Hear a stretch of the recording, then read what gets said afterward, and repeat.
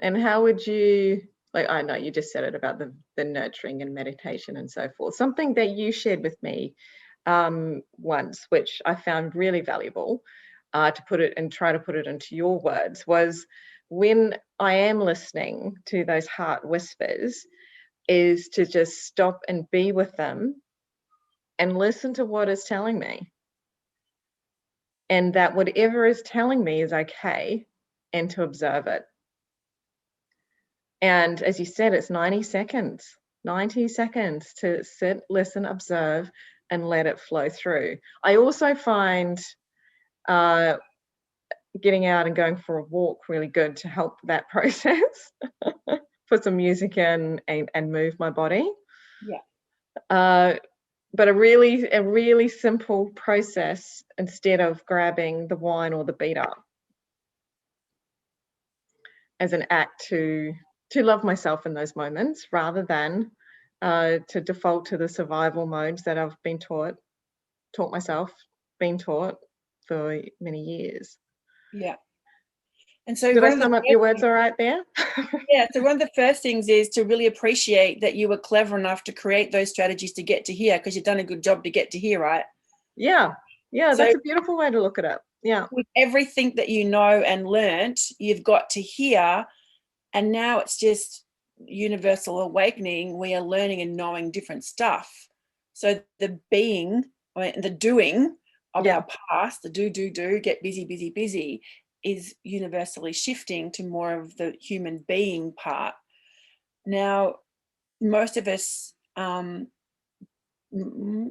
doesn't matter what age you are, but we're at the middle age where I hate being a beginner again. I hate being a learner again. It's like, I want life to be easy.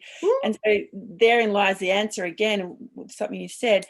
It's actually the resistance to the feeling that causes the suffering. Yeah. And when So you don't resist and you receive. Yeah, and allow, so then you've got to trust, it'll pass through. So if you think of the ocean waves coming in, like, if the shoreline is our, say, base level and survive, we know it's always going to be there. I can always turn up. Then it doesn't matter if the waves just roll in and there's ebb and flow. We know they'll go in, we know they'll go out. But also, we know they're affected by the tides. And so we just have to accept the flow and the process. But I grew up in the 80s where it was like, take a pill, plug up and push on. Like, you don't have time to sit and rest. Anyone else grew up in the 80s that had that experience? Bet you there is. And then just like the ocean, sometimes something happens so far out at sea that the energy and momentum builds up and there's just massive waves coming in. And we're sitting here in this present moment going, I don't understand what's going on. So it's the brain looking to understand why you're feeling a certain way. It doesn't make sense and you can feel like a crazy woman. Where if you actually go, this is just flowing through me, I don't have to understand what happened out at sea. All I know is there's a shit ton of energy in my body, and it's like, usually I'm confused or scared or I don't understand. So then the brain goes, got to keep you safe, let's not feel it. Whereas if you can then have the capacity to allow it to flow through, the tears, the anger, the noises, whatever it is that you can move the energy, gone. Learning to let my tears flow was probably the lesson of 2020 for me. Yeah. No matter what it was, my daughter's recital, my argument with a friend or my boss.